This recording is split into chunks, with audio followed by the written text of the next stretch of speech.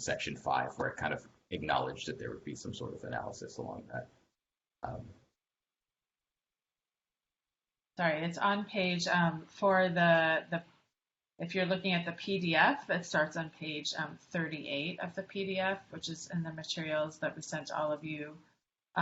That's where it was, the intro was included, and then that's where the idea was that we would include that initial breakdown analysis that the board could then explore where you would like to take that. Yeah, so in the as you were just saying, I'll just say it back so I know I'm in the right place, where we're looking at pretextual stops. Yes. Is that right? Okay, thank you.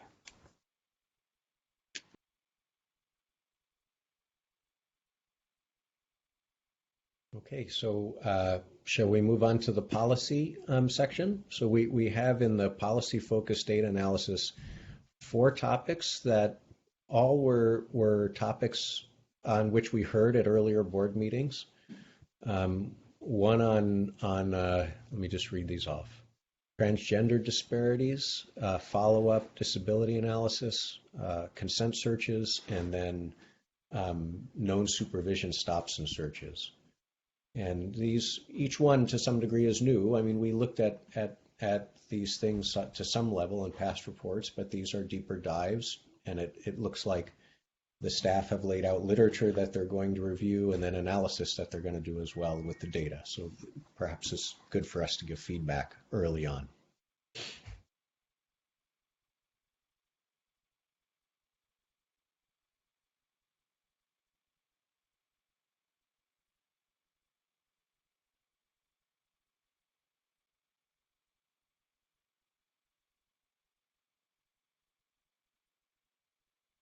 Good to have data on things that we believe is true and to back it up with data.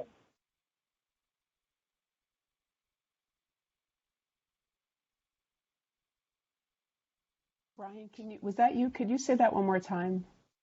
I didn't quite hear. A little Board Kennedy, thank you. Yeah. Yes, good to have data. Good to have data on things that patterns that we have seen. It's good to just back it up with data.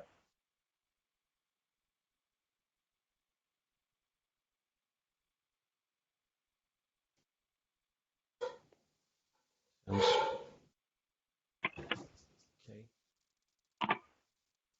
Are there any other comments on these sections?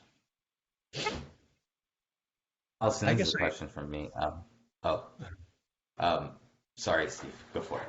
I don't want to go ahead, interject too much. This was going to be a question towards Allison. If I believe some of these sections that we're talking about in the outline that was circulated and is at the beginning of the meeting materials, the outline was already discussed at this board meeting.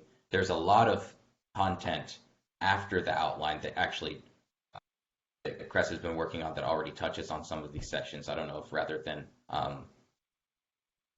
kind of thinking from an outline level, if people want to go kind of look at the sections themselves or the content. I know it's very early draft stage content that you've all put together, Allison, but I don't know if people want to through that to give people a more kind of look at the ground level, what it's looking like currently, rather than focusing on the bullet from the intro during this. Yeah, I guess we should have given a little bit more of a background. So the outline was provided because that was, what we had all talked about at the April board meeting. I do think, though, that the discussion we've had has been really important because it's good to hear, like, the sections that we haven't developed yet, to hear your point of view and perspective of the things that you want to put in the report. So, in terms of, the data analysis, no, we don't have that yet, and that section hasn't been presented to you, but I think it's been really helpful to hear the things that you want to see and focus on. It is already about 100 and some odd page document. Again, this is always just a rough draft. It is not meant to, it was developed through work through the subcommittees. And so we are just trying to present that to the whole board sooner than later, so that when we have our next full board meeting, we're going to focus on looking at the pieces and the data. And so you'll see in what we've provided, there are chunks that are missing because we don't have the data yet to expand upon. So the things that have been provided to you are a lot of the policy and the background that will help support the report later on, and it will likely get modified. But that is a framework that we're starting from, and that's kind of what we were hoping to go through today. So maybe, Kevin, I do think you have a really good point. I would like to have, I would like you to go through, to maybe go through the sections, but to the same extent, I think it's really helpful to hear what your vision is with regard to the pieces that haven't been developed yet. And I think that's right. Just as an example, one of these report-specific research sections is on disability analysis, and because that is largely dependent on the data in order to develop next practices or best practices or eventually policy recommendations, that's going to really depend on what the data is telling us. So that section, for example, is not yet included in here as a draft, and is still is being researched and developed right now, but is not yet included in this section. So I think if the board wants to do a combination of what everyone is, what Nancy and Kevin are suggesting in terms of being able to give broad comments on the outline so we can take in your feedback and make sure to include it and what you all would like to focus on, but also taking a look at what's been developed already so that we can get your feedback on, and again, some of those are in more narrative form and are, much more developed, and some of them have the research sources that we plan to, develop further and turn into narrative. And so, but as Nancy said, normally we're presenting you all with a draft in September, and so we wanted to give you all the opportunity much earlier in the year to provide feedback and let us know, what you would like to see in the report. Perhaps some actual examples, for instance, where someone is doing what we call getting swatted. An example of those cases, as you talk about it, you define it. Well, when did it happen? A couple examples of that is throughout the report would be very good, just showing examples of where these things have happened or people involved. Actually, what was the storyline? Why is this so important?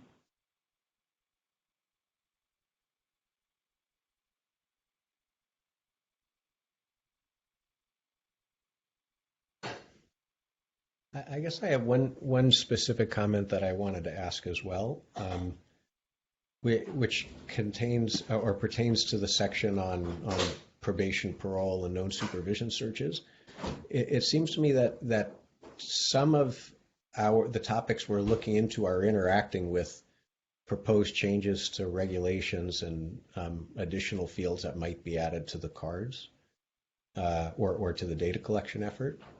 And I wonder maybe if in these sections that where, these policy analysis sections, if there should be some discussion about ways that the data are not allowing us to, analyze some things that we think are important and, sort of tie it to proposed changes or changes that I guess by the time the report comes out will be approved. And what, just with the intent of thinking in the future what we'll be able to do with additional variables.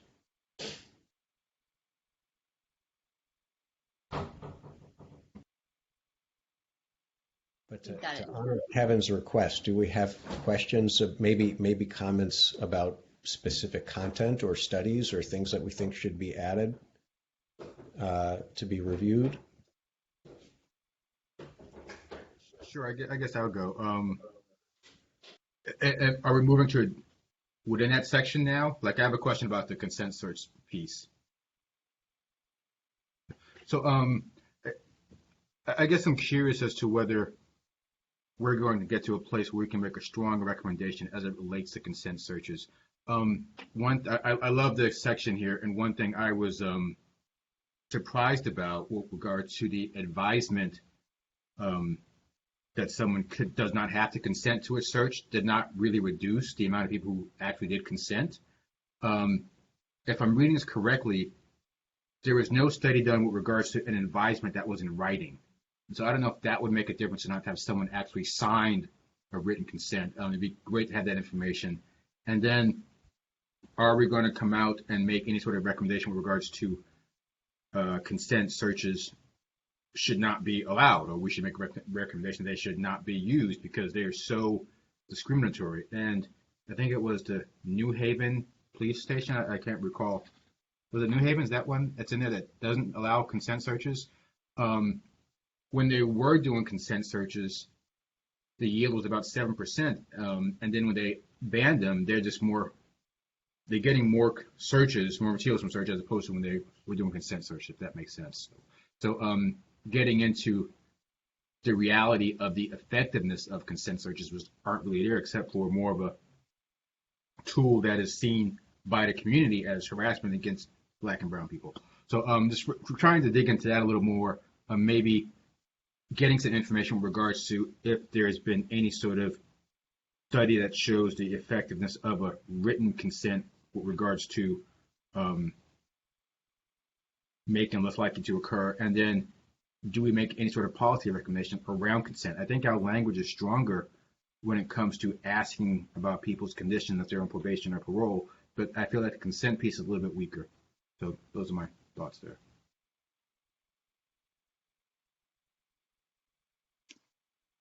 This is Allison. The board can decide to make a recommendation if it so chooses. And so that is certainly something that can be included in the report if there is a consensus among the board members. I was actually going to point out that this is a piece that many board members in the past have requested that we review and delve into. And so the idea, again, behind including this content and doing this background work is so the board can see what we found and then develop any policy recommendations around that. That's not DOJ's role to do the policy recommendations. That's your role, and so that's why it's here. And to the extent that this is what we have presented as basically again as a starting point. These are other things that you want to delve into.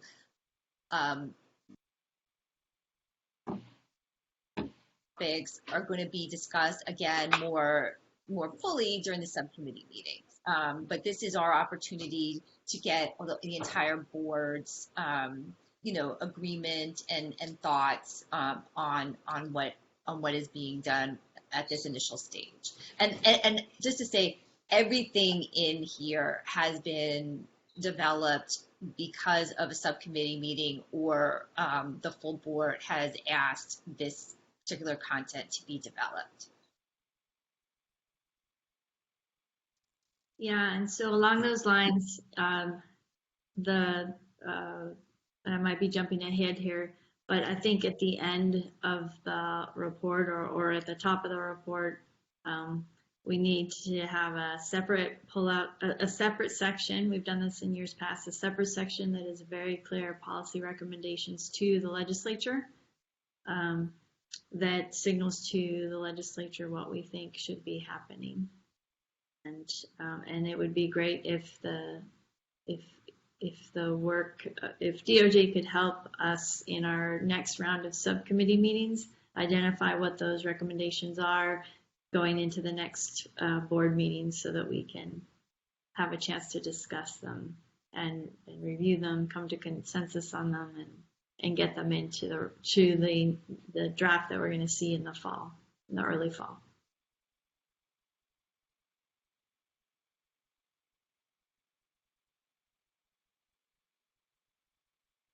All right. Well, Um, I think we've gone quite a bit in. Maybe we should just open it up instead of, well, perhaps I don't want to jump all the way to the end, but we do have a new section on calls for service and bias by proxy.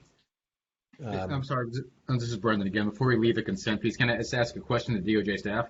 With regards to written consent forms for consent searches, have there been any studies around the effectiveness of those? Or do we have those? Does my question make sense? Your question makes sense. I don't believe we have seen, whatever research we have seen so far and found has been included thus far. So if you happen to know of any additional research, and we can check with, other expert consultants as well to see if there's anything. But, a lot of this material has also been developed and we've also consulted policing experts to see if they know of additional resources. So if there's any you discover, we're certainly happy to include them. But this draft right now includes those that we know about. But certainly if we find any more between now, we will continue to delve deeper into this research. So if we find any more between now in the next meeting, we can certainly include it and let you all know that it's been an addition. The study we used was a Miranda advisement. It wasn't an advisement about consent.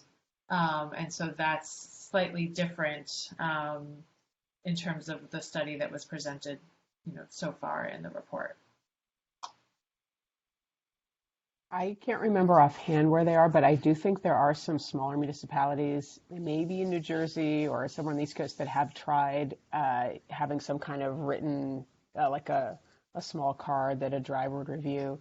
But I don't know that there's been any study of the effectiveness. I might even be a little pessimistic. It's not clear to the extent that if consent implies to the popular ear a voluntary act, I'm not sure that there is really evidence that adding the stage of having a form you sign doesn't, it certainly increases awareness at some level, but I'm not sure if it has if the goal is that people who sign for consent are really implying more of a voluntary consent. I'm not sure that we'll find research that really demonstrates that.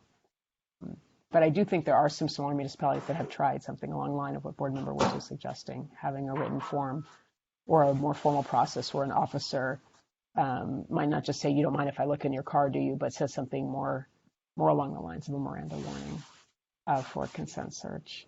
I just wanted to make a global comment that I can see there's a lot here in this draft, and it will be really valuable to see that as the data analysis comes in and is as intertwined. And Nancy, I think you answered a question I had, which is whether the subcommittees would have a chance to look more closely at sections combined with the data analysis. I wanted to make the global comment that I thought the report is really strengthened everywhere that when there are claims that are made that there's evidence either through data, other studies. And I really appreciated the examples that were given of municipalities that are trying out different approaches. Board Member Woods mentioned one, for example, in New Haven, I think in San Diego and elsewhere, because as we move towards policy recommendations, I think that, there really be strengthened, and also for law enforcement agencies to see, there are places that are actually where people are trying this out, so that the rollout, it's knowing that changes have been made elsewhere might help also buttress movement and actually implementation of policy recommendations. So I just want to make those general comments about these sections. Thank you.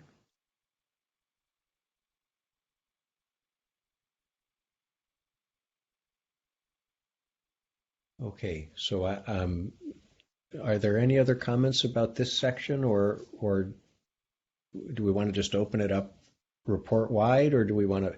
There's one section that I think is new. It's not new. We've talked about it before, but I think it'll be more developed in this report, which was on bias by proxy. And I wonder maybe if we want to spend a few minutes just discussing that. That is And I don't mean to just look at the outline, but it's just an overview of what follows below. It's in, where did I see that? Oh, chapter 7. I think it's important. I Yeah. was going to say, I think the bias by proxy is something, again, I think we had discussed it last meeting about the training also, the recommendations to make for dispatchers and everything else like that. But in addition to that, in reading that ACLU letter, I think one of the things that's important to realize too is that some of these contacts are based on calls for service where a resident of an area is calling about activity that's going on in an area known for prostitution activity or something like that. And then as a result, the officers being dispatched to that location. And I think that that's an important thing to look at is how much of that, how many of those contacts are being generated as a result of a resident of an area calling and reporting some sort of suspicious activity.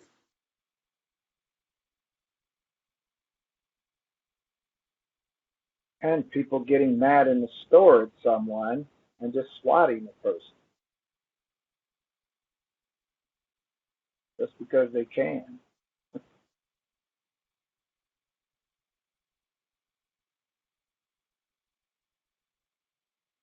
I had one comment maybe for Kevin and the research staff about that section.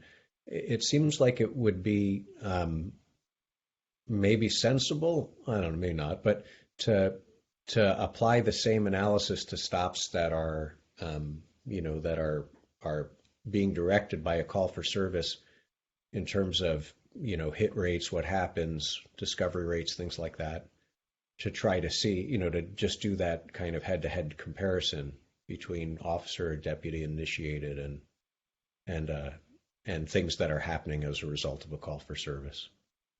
And then maybe even, to the extent that we can identify calls for service that are perhaps high likelihood of just being, a bad call, and those that perhaps are ones that, are a real need for service.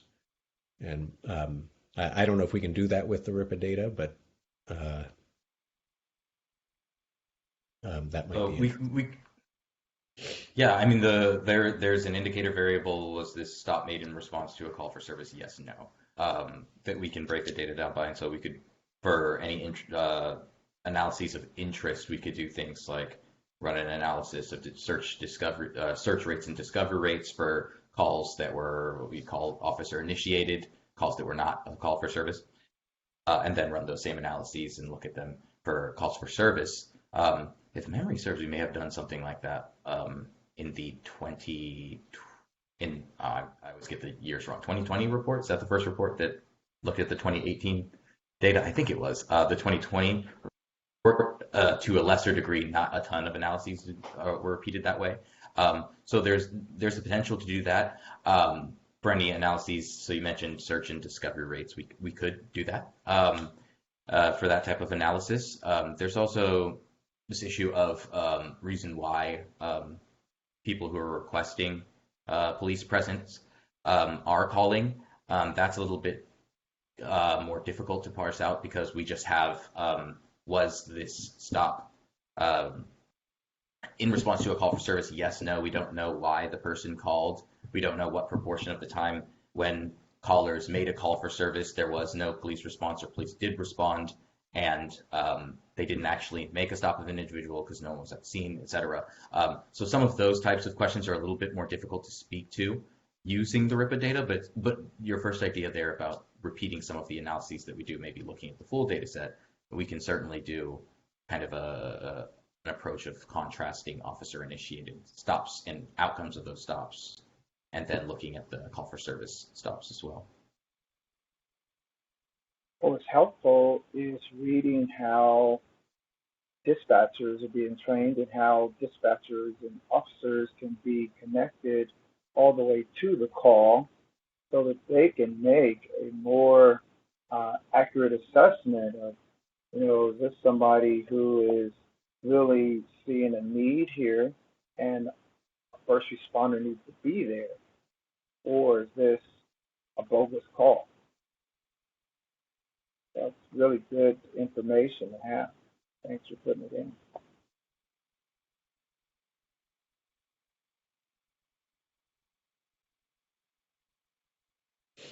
Talk about interesting narratives. It'd be great to hear what first responders have to, or the people that are in charge of dispatching, you know, what they have to say, or what people think about calls for service, and trying to disentangle, you know, one that seems to be motivated by bias and ones that don't.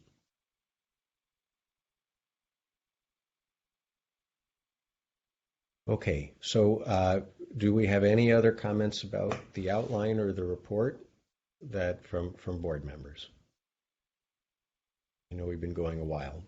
Appreciate everybody's longevity. Felicia? Yeah, sorry, Felicia Espinosa. Just a comment or observation. I thought it was interesting how we had that graph there when it came to bias by proxy, like how to train the community on what you should think of before you call the police, and the linkage to what we just talked about with consent searches, like what Oakland PD just did in terms of adding some friction in terms of they're going to do a consent search, and how much that friction, I think it was called, when it comes to police, or questions to ask yourself if you're a person of the public, how much both of those kind of help with eliminating or reducing bias.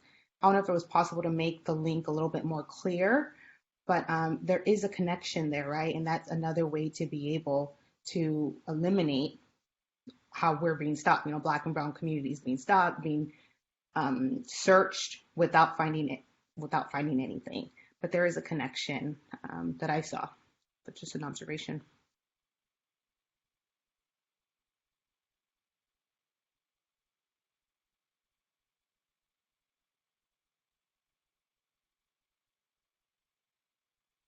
Okay. Do we have any more comments?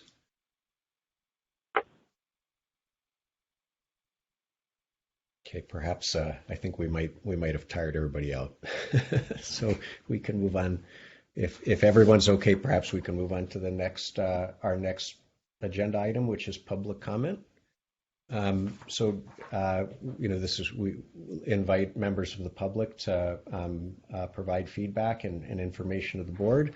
Just we wanted to preface this section this time by just noting to the public that board members probably won't respond, that this is an opportunity for you to provide us with information, and we're listening and we're taking notes, and we try to take very seriously the feedback that we're getting from you. But we may not respond unless there's a sort of logistic question that we can answer. So I'm not sure how to negotiate this, but can people raise their hands? Nancy and Allison? Yes, people might be able to, or we might want to go north, central, southern, and go through. There may also be people on the phone who are calling in, who don't have the ability to raise their hand or write their names in the chat. So we might want to do it geographically and then let people speak, and if unmute their video or microphone when it's their time to speak.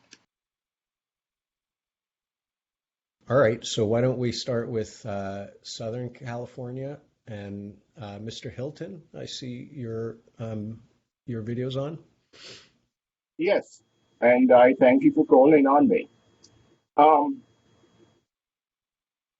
When a reporter asked Mohandas Gandhi what he thought of Western civilization, he said it's a good idea. What the Attorney General said about the open data website and the reports that are there or are supposed to be there and the data that should be there, it's all a good idea if it were true. The data is not available. The Attorney General's office actively refuses to provide data that under the law and under the rules that they have written, they are bound to provide and they have made excuses for 2 years about why they have not provided it. I speak specifically of the reason narratives, of which there are two of them, and for which there are now around 14 million items that I remain in need of. So I think the Attorney General is either uninformed or misinformed, which I think is worse. I say to the Attorney General, Attorney, heed thyself, or to the attorneys who work for him, read what you have written and follow it. They are required to disclose the data that I've been asking for, again, for over 2 years. Perhaps I may need to communicate with the Attorney General directly. I'm not reticent for doing so. With respect to the data that we all get back to, we claim that we shall be data-driven. I agree. But we ought not to be driven off a cliff by data that is no good. And I'm not saying that the data is no good. I'm saying that the data could be better. And I'm also saying that the RIPA board knows the data could be better. The RIPA board is aware of the shortcomings in the data. I'll give you a pair of examples. Field interviews, uses of force. They are related. I speak specifically about the San Diego Police Department. They have failed to report 40% of the uses of force to the RIPA board. That was made evident by a report done for the ACLU, and that was confirmed by a routine that I ran a couple or 3 days ago that I sent to the board and asked that these board members be made aware of. With respect to field interviews, San Diego does its own audits, and it has reported that somewhere around 13% of the field interviews were not reported to the RIPA board. They claim that making such reports are discretionary. However, when they speak to the RIPA board, they say that they report all of the records. It is not true because their own audit shows it. For each encounter that's resolved by a field interview, there are about 2.7 other actions taken, meaning uses of force, being forced to sit at the curb, being handcuffed, etc. What that means is that the data is incomplete, and for me, use of force is the most important thing in policing, the thing that annoys the public the most, and the RIPA board ought to pay attention to the shortcomings in data. And I thank you. Thank you, Mr. Hilton. I see two hands up. Anne Barone. Hi, can you hear me? Hi, so I live in San Diego, and I have a lot of concerns about police discretion, I believe, in what charges are assigned to an individual. And I was wondering if this board is considering that and where I would find that if you are considering it. We've seen that really ramp up. We actually went to the defense of one young woman who was given multiple charges, resulting in something like $250,000 bail for one incident, for one account. So, and she was Black. So I just wanted to raise that issue as another area of racial profiling, and whether the board is looking at the charges that police bring against people based on their ethnicity. Thank you. Thank you for that comment. Ava Bitran. Hi, good morning. This is Ava Bitran, staff attorney at the ACLU of Southern California. Thank you for the opportunity to provide comment. I first wanted to quickly lift up the comments from my colleague Aditi Fruitwala in the letter that she sent to the board and that several members today have already mentioned. Thank you very much. You know, especially in light of the shocking data in the excellent report section about trans and gender nonconforming people, we really think the time is ripe for the board to call for law enforcement agencies to stop policing sex work related crimes, you know, including nuisance, solicitation, prostitution, and loitering. And we urge the board to consider evaluating and analyzing stop data about these sex work related crimes by specifically looking at search rates, justifications, and outcomes for the specific penal code sections mentioned in our letter. A minor point on this that we've mentioned before, it really struck me the gap in the numbers of transgender women and girls versus transgender men and boys that the police have come into contact with, which really makes me wonder whether police are correctly understanding what these categories mean. And forgive me if I missed this in the draft, but it may be worth recommending additional training on these definitions within the agencies.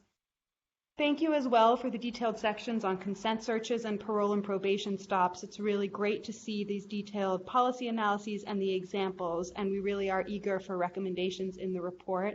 And I was glad to see as well the recommendations around data auditing. Finally, at the risk of sounding like a broken record, I once again wanted to lift up the issue of personally identifiable information in the stop narrative sections of the data.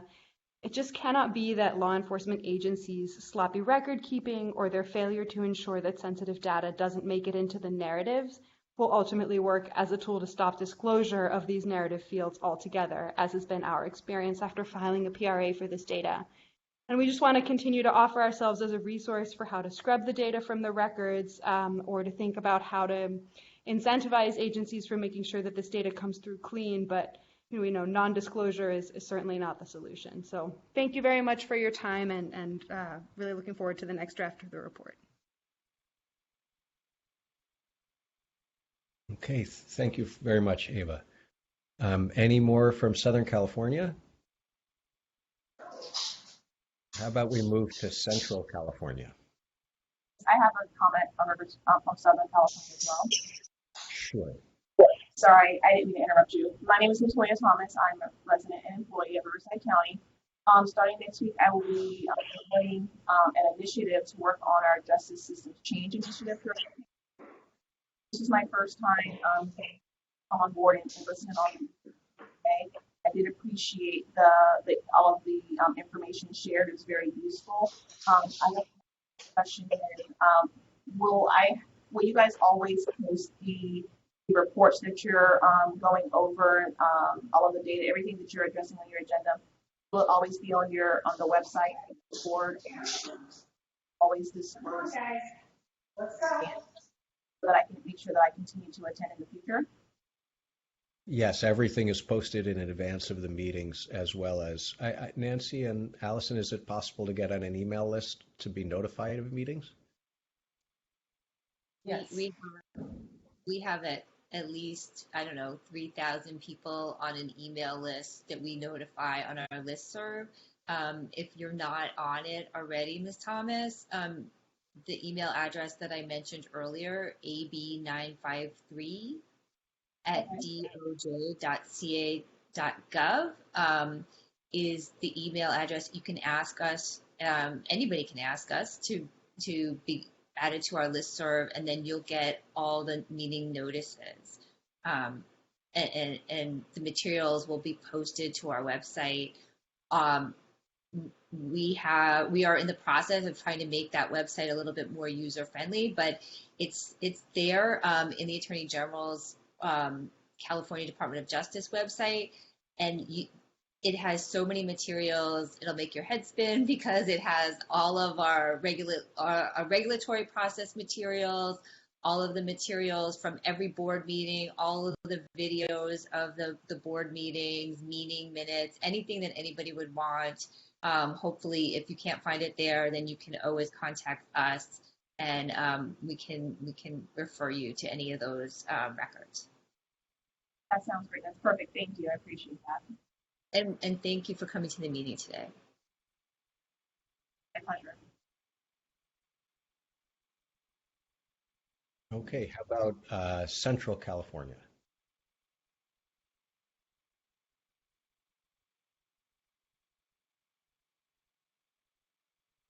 Hearing no takers, should we move to Northern California? Or how about anywhere in California? If anybody would like to speak.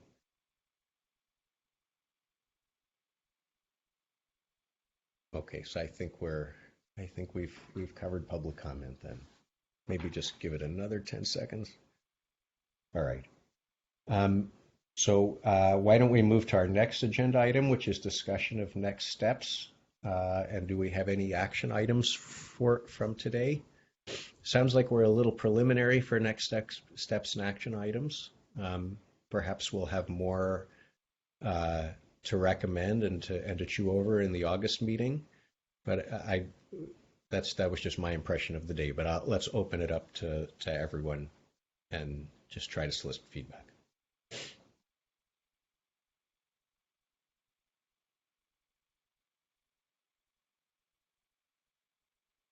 Everybody's good? Allison and Nancy, is there anything that you think we should cover in this section? I think you've covered it, and I think we have the direction from the prior discussion. I think we have a really clear understanding of where you want us to go. As Professor Kadavi mentioned, we're planning to have the additional subcommittee meetings. I do want to clarify one point that the meeting in August would strictly be focused on discussing any proposed regulations, and it's our intention that the meeting in October would be focused on the report. That's because it'll give the research center, they're still working on their analyses. So we haven't received any of that information yet. They're still working on those. So that would be basically, this piece would be carried over to October and subcommittee meetings in between. And as always, you can have as many subcommittee meetings as you want. We'll hold subcommittee meetings. Allison and Aisha and the team are working on that. I know the post subcommittee meeting has already been scheduled. I don't want to give the date because I don't want to give the wrong date, but I know it's in July. and so that will go forward. And I also just want to explain to you all, so you know, when we do come to that August board meeting or August, early September to discuss the regulations, that the way we did it last time seemed to be very effective. The issue is that the board as a whole is going to need to vote on those pieces of the proposed regulations that they want to make sure that you specifically support and recommend. If there are additional things that you want to see and recommend, and there has to be a vote, so there has to be a majority on what the board is going to recommend, and then those last time were conveyed to the Department of Justice in a public comment period that was held directly after the board meeting. So the board had reviewed the regulations, discussed things that they wanted to see, voted on those, and then immediately that meeting was closed, and the DOJ held an oral hearing on the regulations immediately following that meeting. And so that gave members of the public and the board the opportunity to then comment on the record in the public meeting.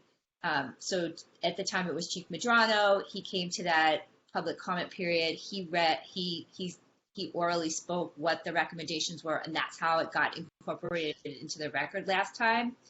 There is another option. It's less optimal.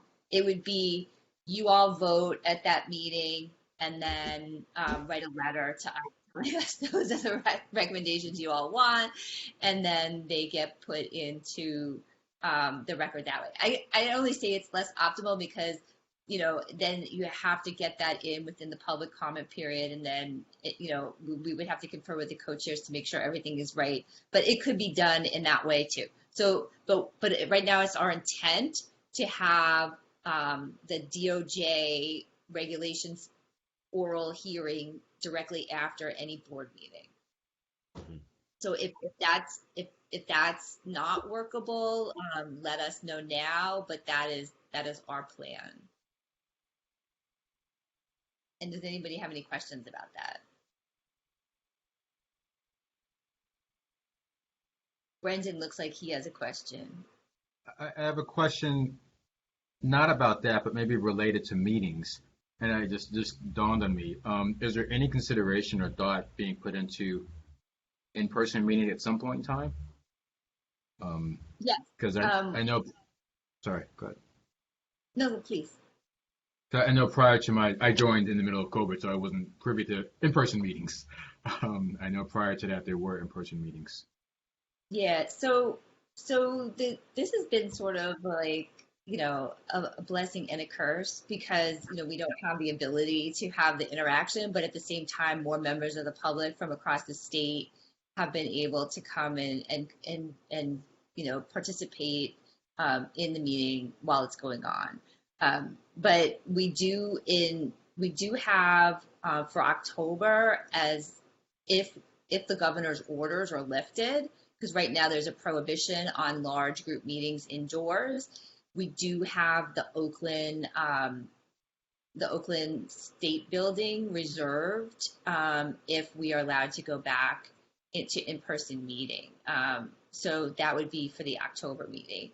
But that is not the plan right now for the August meeting because the orders are still in place. And given our 60-day requirement to notice the meeting 60 days in advance, we would have to start noticing that meeting really soon. And right now the orders are still in place.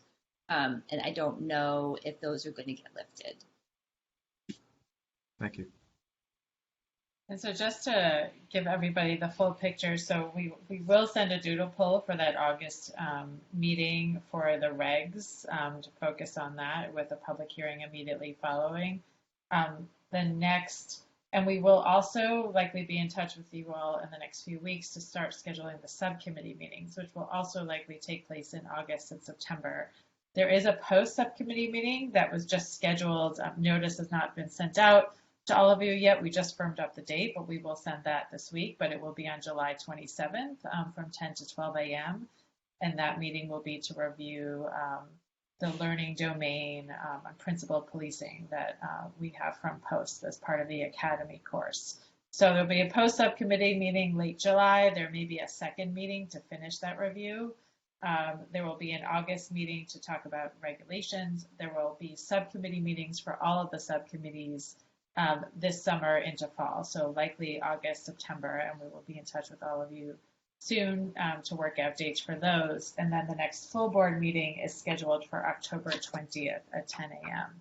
So that will be the meeting that, depending on where the governor's orders stand 60 days before we need to notice that meeting, it may be in person or it may still be virtual. The subcommittee meetings will all be via teleconference, depending on when we notice those. It will depend on the order, whether we have to have the individual locations of the board members or whether we have a meeting like this with everyone together. So that's sort of the state of all of the meetings, and we will email all of you, as a follow-up to this meeting to confirm the post-subcommittee meeting and with a doodle poll, to figure out your availability for a meeting focused solely on the regulations.